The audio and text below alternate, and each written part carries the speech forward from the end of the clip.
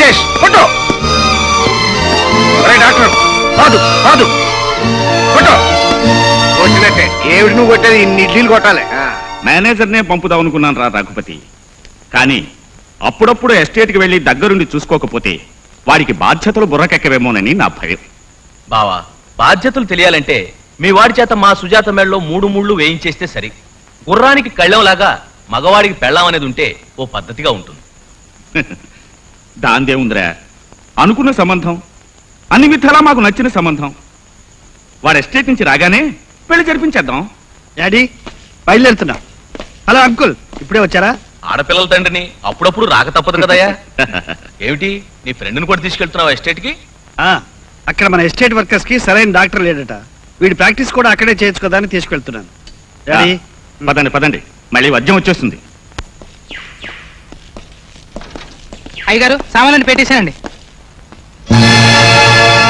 ఎరా, నా ముందుకు చెప్పులతో వస్తావట్రా? తప్పైపోయింది బాబు, క్షమించండి. నువ్వెంత, నీ బ్రతుకెంత? ఆలయం లాంటి ఇంట్లోకి నీ పాలిటి దైవం లాంటి మా ముందుకు చెప్పులతో వస్తావట్రా? తప్పైపోయింది బాబు. ఊరుకో డాడీ, ఏదో తెలియక కాదు, ఒళ్ళు పొగరెక్కి వాడు అంతస్తేమిటో మర్చిపోయాడు. పోరా, నీకు ఇంట్లో పని లేదు, పో వెళ్ళు. నువ్వు రా బాబు. బాబుని జాగ్రత్తగా దింపేసి నువ్వు వెంటనే వచ్చేయి. అలాగే బాబు. బాబు, ఆరోగ్యం చూసుకున్నాయినా. డాక్టర్ అంకుల్, నీదే బాధ్యత. అలాగే అంకుల్. వెళ్ళండి.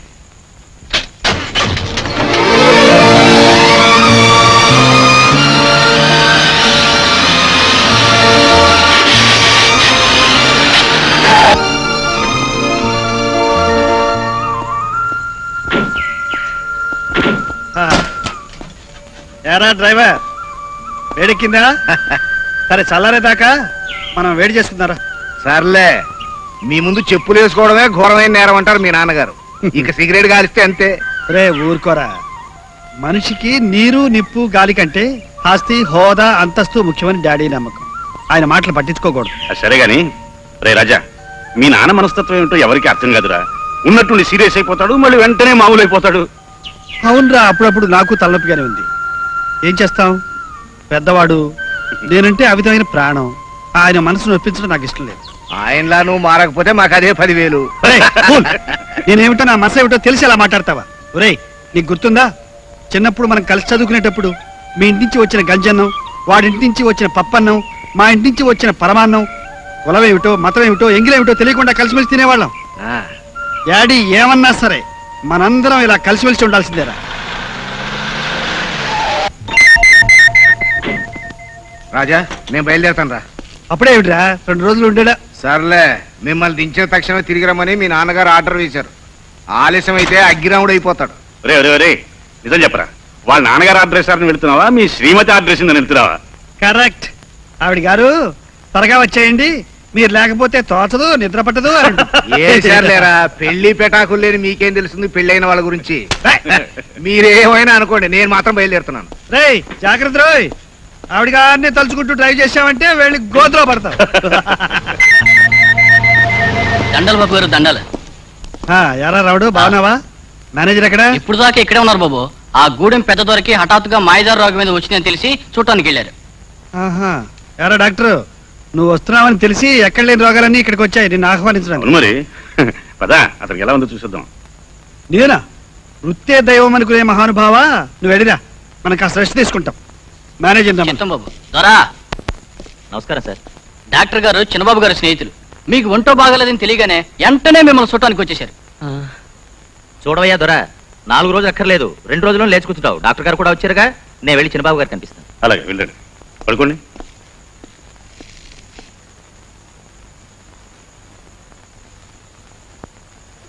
ఏం పర్వాలేదు, మామూలు జ్వరమే. కొన్ని మాత్రలు ఇస్తాను, తగ్గిపోతుంది. ఎవరైనా ఉంటే కొంచెం మంచిని తీసుకురమండి. మళ్ళీ కాసిన మంచినట్రా. ఎవరు? పట్నం డాక్టర్ బాబే, మా అయ్య కోసం పట్నం నుంచి వచ్చారా? ఏ అంత ఆశ్చర్యపోతున్నావు? రాకూడదా? రాకూడదని కాదు డాక్టర్ బాబు, వచ్చినందుకు సంబరంతో ఏ అనాలో తెలియక. థ్యాంక్స్ అంటే చాలు. అయితే ఒక్క టాంక్ ఏంటి బాబు, 100 టాంకులు, 1000 టాంకులు. నా ఒక్కగానొక్క బిడ్డ బాబు, పేరు మల్లి. అల్లరి మడిసి గాని మనసు మాత్రం మల్లి మొగ్గ బాబు. 4 రోజులు ఆగితే నా మనసు బాబుకే తెలుసుద్ది. నువ్వు చెప్పాలా ఏంటి? అదేది ఇదిగో మళ్ళీ మీ అయ్యకి ఈ మాత్రలు ఇస్తున్నాను. రేపటి గనే తగ్గకపోతే సూది మందు వేస్తాం. సూది మంది ఖచ్చితంగా తగ్గిపోద్దా బాబు? ఓ తప్పకుండా. అయితే ఆ మంది ఏవచ్చుగా? గడుచుదానివే. తగ్గిపోతే ఎలా? నేను మళ్ళీ రావాలిగా. డాక్టర్ గానే రావాలేంటి మా ఇంటికి? అంటే చూడ్డానికి రావచ్చు అంటావు? తప్పకుండా రావచ్చు. అభిమానంగా చూడ్డానికి వస్తానంటే అంతకంటే కావాల్సిందే ఉంది. అలాగే నేను వస్తాను. వచ్చినందుకు టాంకు బాబు. Tank tank. దొరా నేను వెళ్ళొస్తాను. దండాలు. పడుకో పడుకో పడుకో. వస్తా ద్వారా. మంచిది బాబు. బాయ్ మళ్ళీ. బాయ్ అన్నారు అంటే వెళ్తానని చెప్పడం అన్నమాట. Bye bye bye bye bye bye.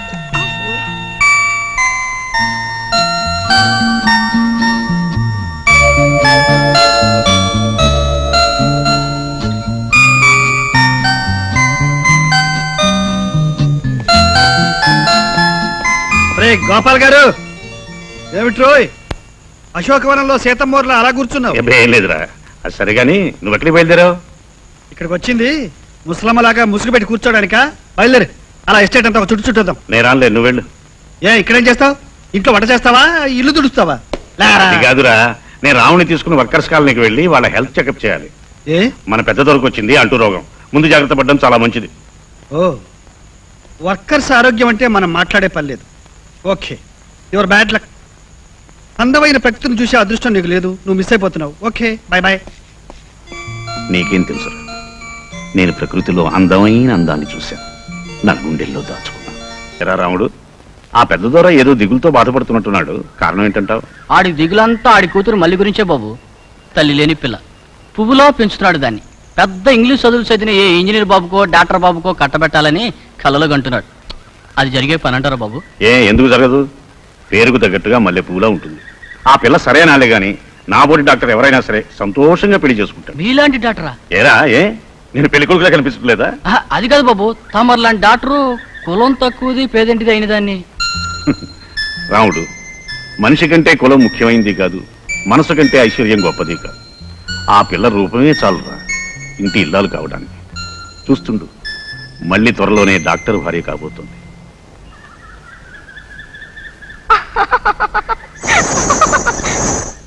ఏయ్, ఎక్కడ నువ్వు? వినిపించడం కాదు, కనిపించు. ఏయ్, నిన్నటి గజ్జల గుర్రమే ఇవాళ కులికే చిలక అని తెలుసు. నిన్న పట్టుకుని వదిలేశాను. మర్యాదగా కనిపించకపోతే ఇప్పుడు పట్టుకుని కట్టేయగలను.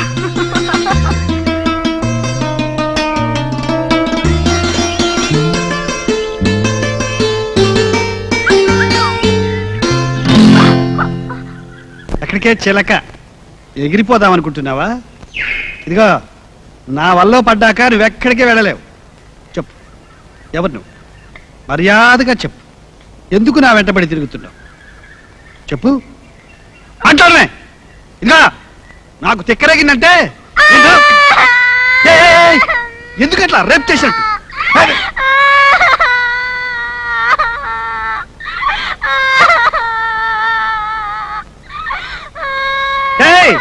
వెళ్లే ముందు మాట వినిపో. నిన్న రాత్రి తెల్లవారులు నాకు నిద్ర పట్టలేదు తెలుసా? అందుకు కారణం నువ్వేనన్న విషయం కూడా నీకు తెలుసా? అదిగో మళ్ళీ గాలం లాంటి ఆ చూపులు ఎందుకు? నేను ఆ చూపులతోనే నా మనసు లాగేసుకు పారిపోయావు. ఇవాళ నా ప్రాణం కూడా లాగేయాలనా ఆ చూపు? క్షణం ముందు ఏడుపు, ఇప్పుడు నవ్వు. నీకేమన్నా పిచ్చా? అవును, మీరంటే నాకు పిచ్చి. అది ఈనాటిది కాదు. 2 ఏళ్ల క్రితం మీరు వచ్చినప్పుడు మొదటిసారిగా మిమ్మల్ని చూశాను. పిచ్చిదాన్ని అయ్యాను. మనసు ప్రేమించడం మొదలెడితే మనిషికి పిచ్చెక్కడ మొదలవుతుందంటారు. అదే నిజమైతే నేనెప్పటి నుంచో మిమ్మల్ని ప్రేమిస్తున్నాను. నీ పేరు? మళ్ళీ. మళ్ళీ అంత ప్రేమించేదానివి పిలిస్తే పలకుండా పారిపోయావే? కళ్ళు కలలు కంటున్నప్పుడు మాట మోగబోతుంది బాబు గారు. అంటే ఇది కలంటావా? అవును, కూలి పని చేసుకునే పెద్ద దొర కూతురు తమరులాంటి చిన్నబాబు గారిని కలవడం కల్లాంటిదే. కాదు, కలలాంటి నిజం. ఎందుకు నువ్వు పెద్దల కూతురువా? ఎప్పుడు చూడలేదే. ఆకాశంలో ఉన్న నక్షత్రం లాంటి మీకు నేల మీదుండే గడ్డి పువ్వు లాంటి నేను కనిపించకపోవచ్చుగా. ఇప్పుడు కనిపించావుగా. ఇక ఈ గడ్డి పువ్వుని గుండెల్లో పెట్టుకు దాచుకోవడానికి ఆకాశం నుంచి ఆ నక్షత్రమే నేలకు దిగి వచ్చింది, నీకు దగ్గరగా వచ్చింది. ఇప్పుడు ఏమంటావు? చెప్పనా? చెప్పు. నక్షత్రం ఓ పెద్ద నిప్పు ముద్ద, దాన్ని ముట్టుకుంటే మనం కాలిపోతామని మా అయ్య అనేవాడు. అలాగా?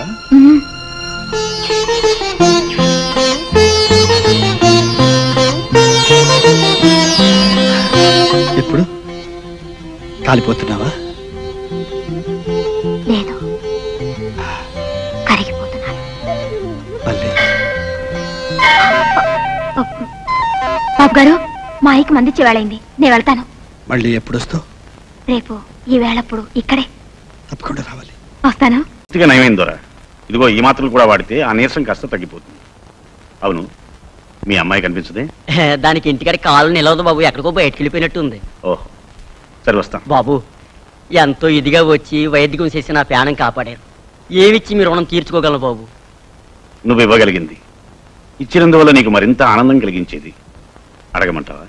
అడగండి బాబు. ఇప్పుడు కదలే, ముందు నా ప్రాణమైన చిన్నబాబుకి చెప్పి ఆ తర్వాత వచ్చి నిన్ను అడుగుతాం. కొత్త సెట్ వేసుకోండి, చలికి వెచ్చగా ఉంటుంది. వెచ్చగా ఉండడానికి ఇదెందుకు?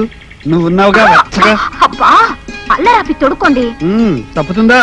కాబోయేదానివి. తొడుక్కోమంటే తొడుక్కోవాలి, తీసేయమంటే తీసేయాలి. Good God. అరే ఇదేమిటి? నా పేరు మల్లి. మల్లి? ఇప్పుడు నువ్వు ఎక్కడున్నావో తెలుసా? నేనెప్పుడు అక్కడే ఉంటాను. అది సరే, నాకు సరిగ్గా సరిపోయింది. నా కొలతలు నీకెలా తెలుసు? కిందటిసారి మీరు వచ్చినప్పుడు మీ బట్టలు ఉతకడానికి మేనేజర్ బాబుకి ఇచ్చారు కదా, ఆయనేమో మా అయ్యకి ఇచ్చారు. అప్పుడు మీ కొలతలన్నీ రాసుకున్నాను. Very good. చూడండి, ఈ స్వెటర్ మీరు భద్రంగా దాచుకోవాలి. ఎందుకో తెలుసా? ఈ దల్లుతున్న ప్రతి క్షణం మిమ్మల్నే తలుచుకున్నాను. ఎంతో ప్రేమగా అల్లాను. అందుకేనేమో నిన్ను కౌగలించుకున్నప్పుడు ఎంత వెచ్చగా ఉందో, ఇది వేసుకుంటే అంత వెచ్చగా ఉంది. చూడు, ఇంత వెచ్చని స్వెటర్ ఇచ్చావు, నీకో తీయటి.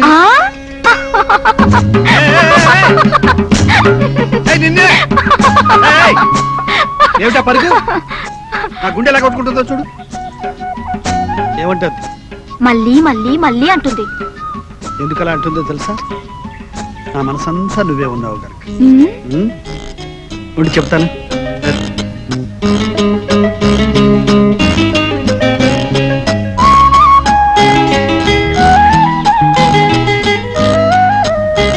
చూశావా?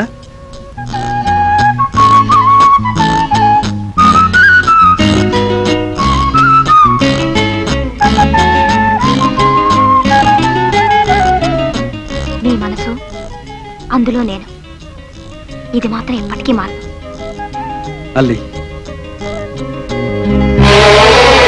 మళ్ళీ ఈ చెట్టు కూలిపోవచ్చు, ఎవరైనా ముక్కలుగా నరికేయచ్చు, వేరెవరైనా ఆ ముక్కల్ని చలిమంటలుగా వేసుకుని బూడిది చేయొచ్చు. కానీ మన ప్రేమను మాత్రం కనిపించే మనుషులు, కనిపించని దేవుడు కూడా ఏమీ చేయరు. బాబు గారు, అడవి మల్లి లాంటి నేను దేవుళ్ళలాంటి మీ పాదాల మీద పడి పూజకు తగిన పువ్వునయ్యాను. అంతకన్నా నాకు కావాల్సిందే ఉంది. మళ్ళీ మళ్ళీ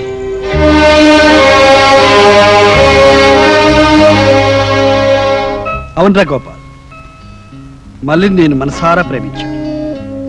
ఆమె మెడలో 3 ముళ్ళు వేసి నాదానిగా చేసుకోవాలనుకుంది. చాలా సంతోషం రా రాజా. నువ్వు మనసు పడ్డ మనిషిని నీదానిగా చేసుకోవాలనుకోవడం నాకు చాలా ఆనందంగా ఉంది. కానీ మీ నాన్నగారు ఏమంటారో ఆలోచించావు? గోపాల్, అంతస్తు తక్కువైన మనిషితో మాట్లాడడమే అవమానంగా భావించి ఆయన కూలివాడి కూతుర్ని కోడలుగా ఒప్పుకుంటాడు. ఆమెను కోడలుగా ఒప్పుకోకపోతే నన్ను కొడుకనే సంగతే మర్చిపోవాలి. అంత తేలిగ్గా మర్చిపోయే మనిషి కాదురా ఆయన. పంతంతో కోపంతో ఎంతకైనా తెగించొచ్చు, మిమ్మల్ని ఏమైనా చేయొచ్చు. అందుకని భయంతో మళ్ళీ దూరం చేసుకోమంటావా? గోపాల్, ఈ లోకంలో పిరికివాడికి ప్రేమించే అర్హత లేదు. ప్రేమించిన వాడికి దేన్నైనా ఎదుర్కొనే ధైర్యం ఉండాలి, ఎవరినైనా కాదనుకునే తెగింపు కావాలి. అవి నాకున్నాయి. అందుకే మళ్ళీ నేను పెళ్లి చేసుకు తీరుతాను. ఒరేయ్, నాకు ఆప్తుడివి ఆత్మీయుడివి నువ్వే కనుక నువ్వు వెళ్ళి మా పెళ్లి విషయం ఆ పెద్దదొరతో మాట్లాడు ప్లీజ్. మీ పెళ్లికి నేనే పెద్దని కావాలి. నిజంగా నా అదృష్టం. Thank you. నా అదృష్టం. వాడి పెళ్లి వెంటనే జరిపించి కోడల్ని ఇంటికి తెచ్చుకోవాలని, ఏడాది తిరిగేలోగా మనబడిని ఎత్తుకోవాలని నాకు ఉపలాటంగానే ఉందిరా రఘుపతి. కానీ అబ్బాయి ఇంకా అయినా వెళ్ళి 6 నెలలు అవుతుంది, ఇంకా రాలేదేమిట్రా? అదే నాకు అర్థం కావట్లేదు.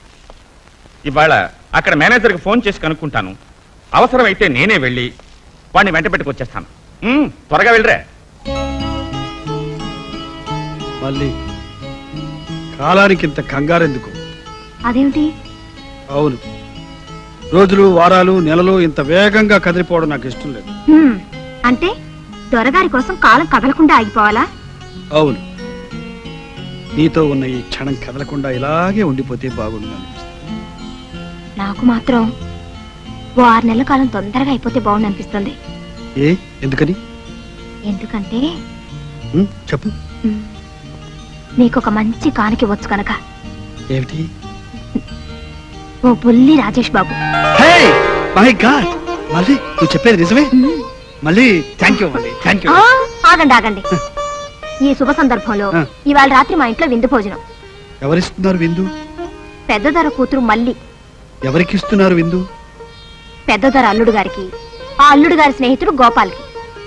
ఆ అల్లుడు గారి పేరేమిటో? అల్లరివాడు. అల్లరివాడా? ఎక్కడున్నాడు? ఏడి? ఏమ్మా, ఇంకా అల్లుడు గారు రాలేదా? వస్తూ ఉంటారయ్యా. వస్తుండడం కాదే, వచ్చేశాం. అయ్యగారు, అయ్యగారిననే విషయం మర్చిపోయి నా కొడుకునే వల్లో వేసుకున్నందుకు ఫలితం అనుభవించరా? రండి. అయ్యగారు, అయ్యగారు.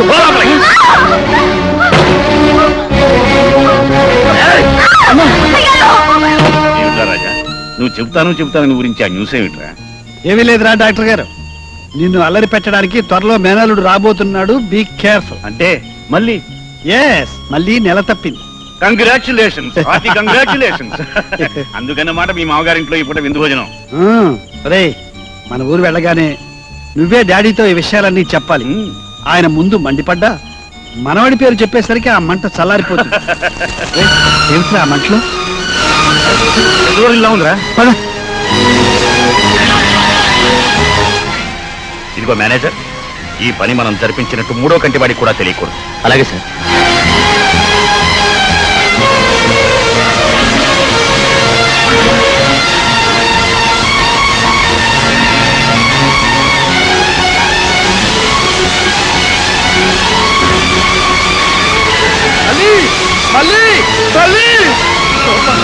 గోపాల్, నా మళ్ళీ కాలిపోయిందిరా.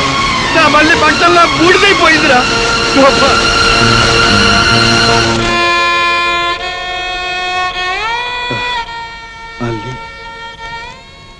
మళ్ళీ మళ్ళీ బాబు, రాజేష్, ఏమిటి నేను అలా కలవరిస్తున్నా? డాడీ, నా మళ్ళీ తగలబడిపోయింది, మళ్ళీ చచ్చిపోయింది.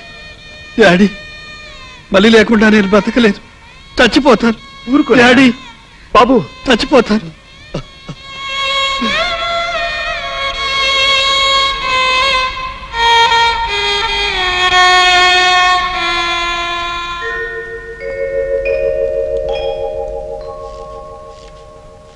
రాజేష్.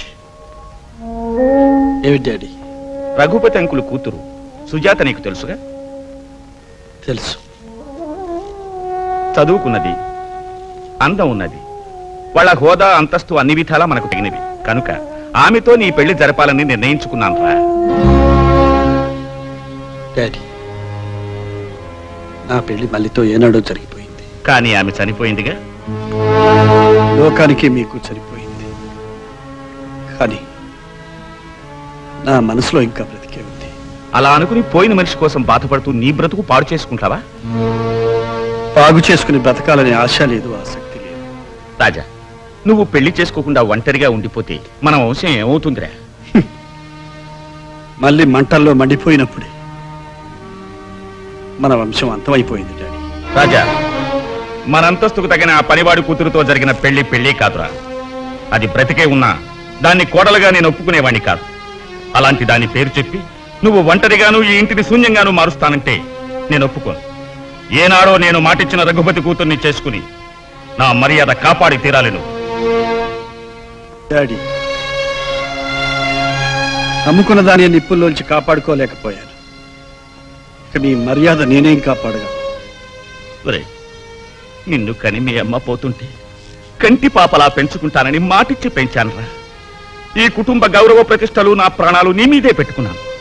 ఈ రోజు వాళ్ళకిచ్చిన మాట నిలబెట్టుకోలేక నేను సిగ్గుతో తల వంచుకుంటుంటే నువ్వు చూస్తూ ఊరుకుంటావా? ఈ విధంగా తండ్రి రుణం తీర్చుకుంటావా? చెప్పరా, చెప్పు. డాడీ, కాగితం పూలతో పూజ చేసిన, మనసు లేని మనువు చేసిన ఫలితం ఉండదు, ప్రయోజనం ఉండదు. అందుకే ఆఖరి మాటగా చెప్తున్నా, ఆ పెళ్లి విషయం మర్చిపోండి. అంతేనా? అంతేనా నువ్వు చెప్పేది? అయితే నేను చెప్పేది కూడా విను. జీవితమంతా నా వంశ గౌరవమే ముఖ్యమని, ఈ ఇంటి పరువు ప్రతిష్టలే నా ప్రాణమని బ్రతికిన వాణ్ణి ఈ రోజు వాటిని వదులుకుని జీవించడం కంటే చావడమే మంచిది. డాడీ, అవునరా, నువ్వు నా మాటను కోరికను కాదని ఈ వంశానికి ఈ తండ్రికి దహన సంస్కారాలు చేస్తావో, నా మాట మన్నించి సుజాతను పెళ్లి చేసుకుని నా పరువు ప్రతిష్టలు కాపాడతావో నీ ఇష్టం. తేల్చుకో. నువ్వు నా శవాన్నైనా చూడాలి, నేను నీ పెళ్ళైనా చూడాలి. అంతే అంతే.